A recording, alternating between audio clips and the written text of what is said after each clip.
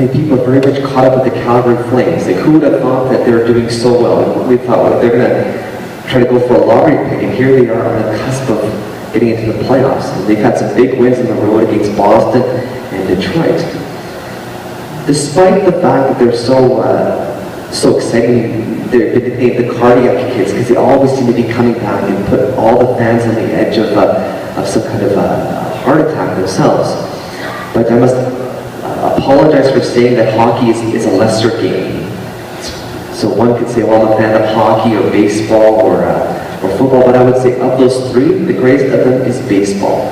So much so that I think it's the official game of heaven. And why? Well, we want to get as many people home to heaven as possible, right? That's why we have our missionary spirit within the church. We want people to experience that.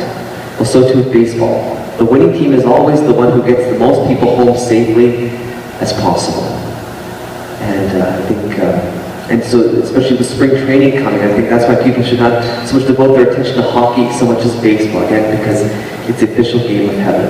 Trying to get as many people home as possible. Now, one of the ways in baseball that people get people home safely is by signs. And so you'll notice that the catchers have their signs in order to tell the pitcher which pitch to throw. Or the manager will give different signs to let the fielders know where to stand. Or even those on the offensive side. The coach will also give signs to tell the runners when to go and when to stay. So there's a lot going on in terms of these signs. And the signs of baseball are trying to get all the players home safely as possible so that they can win the game. Likewise with us, Lent is the sign to the world that God wants to make a home with us. Now, you may know people who don't sympathize with the Christian faith, and they'll say, well, there are many contradictions within the scriptures. And today's example of the cleansing of the temple is one of them. Because if one looks at the Gospel of John and where the cleansing of the temple is situated, it's at the beginning of Jesus' public ministry. Matthew, Mark, and Luke, what are termed synoptic Gospels because they kind of share the same vision, have the cleansing of the temple at the end of Jesus' public ministry, following his triumphant entrance into Jerusalem. And so why? Why is this the case? Well, the Gospels were written not to communicate historicity, like a chronological line about what Jesus himself did, but it communicates truth. And so one has to wonder, why did St. John determine to put the cleansing of the temple at the beginning of his gospel versus at the end, like Matthew, Mark, and Luke? Well, obviously there's some thought put into the placement of these stories. I think what John wants to do is communicate who Jesus is. Jesus wants to bring us home. And so much so that even in John's Gospel, he'll use what's termed 7 signs, whereas Matthew, Mark, and Luke have the miracles, and they range between 18 and 20 occurrences in their Gospels. But John only has 7 signs. And they're not so much there to communicate how compassionate he is or to communicate a result of their faith because they believe and therefore that they are healed of whatever maladies they have. But for St. John's Gospel, the signs are there to communicate who Jesus is. Not so much what he does. And so for John to put the cleansing of the temple at this point is really saying who Jesus again is.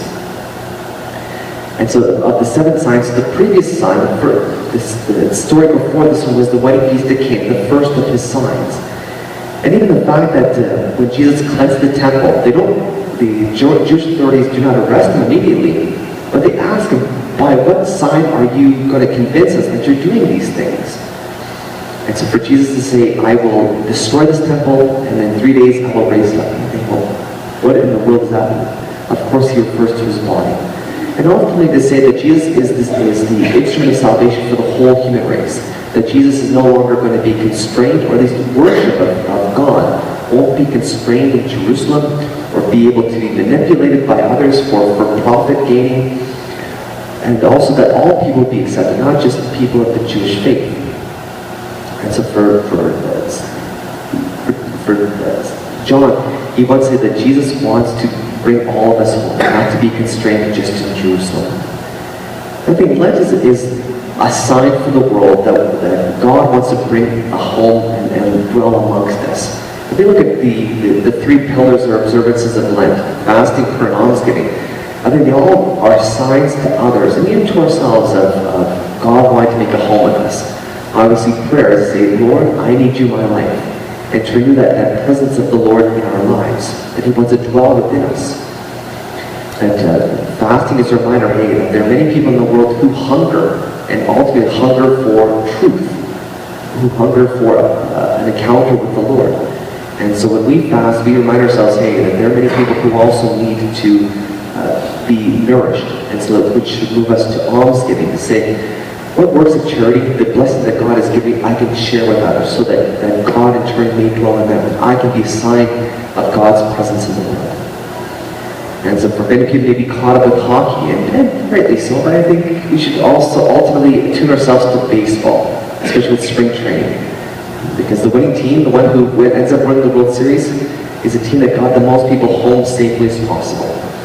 And so as we continue our observance of Lent, let us allow our prayer, fasting, and almsgiving be a sign to the world that God wants to dwell amongst us and bring us home to Him.